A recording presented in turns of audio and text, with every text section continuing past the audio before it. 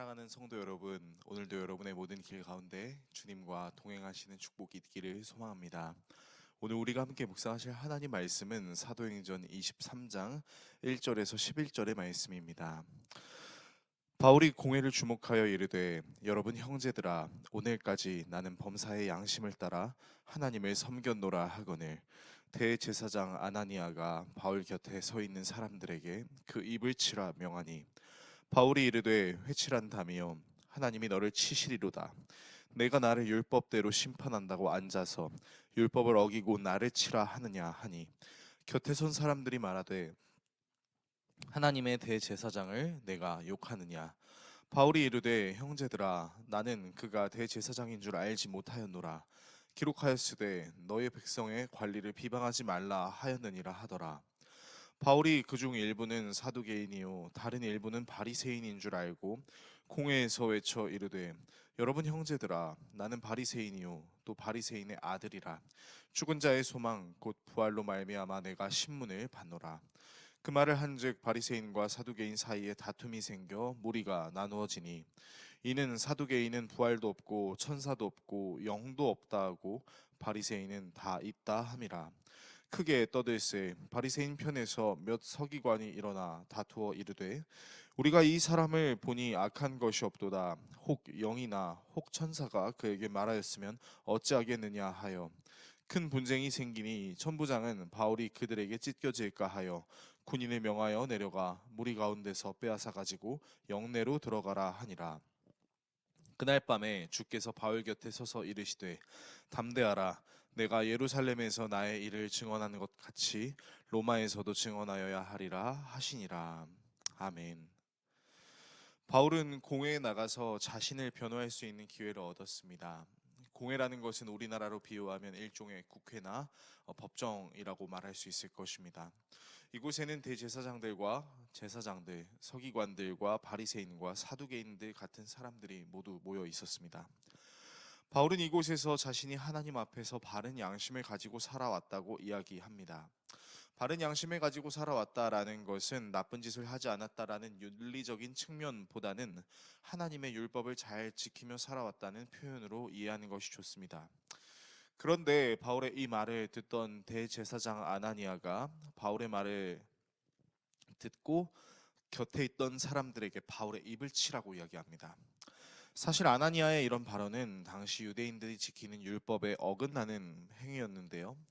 레위기 19장 15절에 의하면 죄가 판명될 때까지 피고인의 권리를 보호해주고 무죄성을 인정해줘야 했음에도 불구하고 바울의 죄가 명백하게 드러나지 않은 상태에서 고문을 가하려고 했던 것입니다.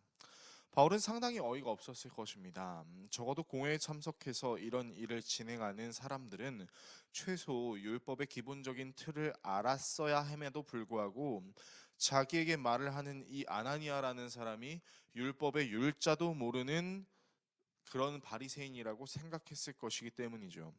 바울은 아나니아에게 회칠한 벽, 예수님께서 외식하는 바리새인들을 지칭하는 단어를 바울도 사용하며 율법도 모르냐는 식으로 이야기하고 곁에 있는 사람들은 그가 대제사장이라고 바울에게 이야기합니다. 이때 바울의 심정이 어땠을까요? 대제사장조차도 하나님의 말씀을 제대로 모르고 있는 이 사실이 매우 한탄스러웠을지도 모르겠습니다. 그러나 바울은 이내 집중하며 지혜를 발휘하기 시작하는데요. 당시 공회에 모여 있던 사람들 중 바리새인과 사두개인이 있다는 것을 알고 이들이 완전 반대 입장을 취할 수 있는 내용을 말하기 시작합니다. 자신이 재판을 받고 있는 이유는 죽은 사람들이 부활할 것이라는 소망 때문이라고 이야기하고 당시 부활과 천사, 영이 있다고 주장하는 바리새인들과 그것들이 모두 없다라고 말하는 사두개인 사이에 소동이 일어납니다. 결국 바리새파 사람 편에서 율법학자 몇 사람이 바울의 편을 들고 싸움이 커지면서 천부장은 바울을 공회에서 빼낸 후 병영 안으로 보냅니다. 그리고 그날 밤 예수님이 바울 곁에 서서 예루살렘에서 나의 일을 증언하는 것 같이 로마에서도 증언해야 된다라고 말씀하십니다. 오늘의 말씀을 우리의 삶에 어떻게 적용해야 할까요? 바울이 처한 상황은 그야말로 진퇴양난과 같은 상황이었습니다. 자신을 죽이려고 하는 사람들의 무리에 둘러싸여 있었으며 심지어 율법의 전문가라고 말해야 하는 사람들이 율법의 율자도 모르는 논리적이며 이상적인 대화조차 불가능한 상황이었습니다. 그러나 이런 상황에서도 바울은 하나님이 주시는 지혜로 살아났습니다. 하지만 얼마나 두려웠을까요? 바울이 처한 상황은 언제 죽어도 이상하지 않을 것 같은 고난과 압박의 연속이었습니다. 그러나 그랬던 바울에게 예수님께서 용기를 내라 말씀하시면서 바울이 로마에 갈 것이라고 말씀하십니다. 아마도 바울은 이방인의 선교를 말씀하신 예수님께서 자신이 땅 끝까지 복음을 전하게 하실 것이라는 소망이 있었고, 당시 로마가 최고의 강대국이었으니 로마까지 복음을 전하면 땅 끝까지 복음을 전할 수 있지 않을까라는 생각을 했을지도 모르겠습니다. 바울이 죽음의 상황 속에서도 지혜를 발휘할 수 있게 하시고, 바울이 두려워할 수 있을 때 용기를 주시는 이 예수님의 모습을 통해 우리는 바울을 향한 하나님의 계획을 알 수 있습니다.